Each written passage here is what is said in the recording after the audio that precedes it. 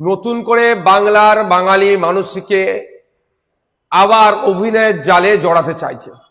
2021 নির্বাচনের সময় মাননীয়া পায়ে প্লাস্টার করে ভোটের বৈতরণী পার করলেন, বাঙালির আবেগকে কাজে লাগানোর চেষ্টা করেছিলেন, কাজেও লাগিয়েছিলেন। 2026 নির্বাচনের প্রাককালে আমরা দেখলাম রাজ্যের ক্রীড়ামন্ত্রীর পদত্যাগ। এখানেও তিনি আবার নতুন করে বাঙালির আবেগকে কাজে লাগিয়ে সিম্প্যাথি নেওয়ার চেষ্টা হচ্ছে।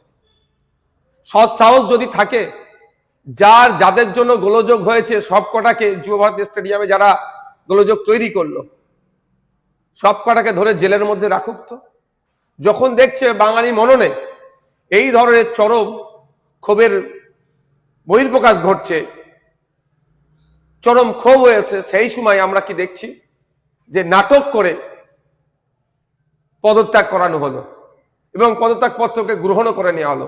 বাকি যে ডিপার্টমেন্টগুলো আছে সেগুলো থেকে পদত্যাগ করা এক নম্বর কথা। দ্বিতীয় কথা, ধরে গ্রেফতার করুক।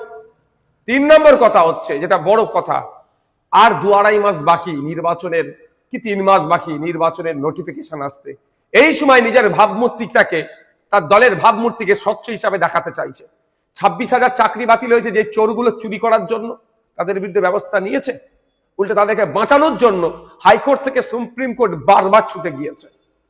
যেভাবে ফেক ST/SC সার্টিফিকেটে রমরমা, প্রকৃত ST/SCরা চাকরি পাচ্ছে না, সংরক্ষণটা পাচ্ছে না, যারা ফেক ST/SC সার্টিফিকেট ইস্যু করছে তাদের বিরুদ্ধে ব্যবস্থা গ্রহণ করেছে। একের পর এক দুর্নীতি হয়ে যাচ্ছে। আবাস যোজনা, বার্ধক্য ভাতা, বিধবা ভাতা, রাস্তাঘাটে উন্নয়নের নামে দুর্নীতি, যত রকমের দুর্নীতি হয়েছে। কার বিরুদ্ধে ব্যবস্থা গ্রহণ করেছে? বরঞ্চ আড়াল করার চেষ্টা করেছে।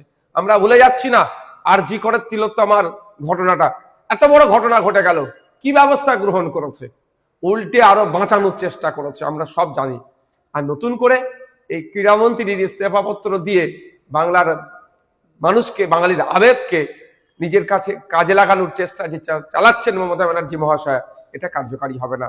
2026 আসছে, রাজ্য সরকারকে বাংলার মানুষ উপযুক্ত উত্তর দেবে।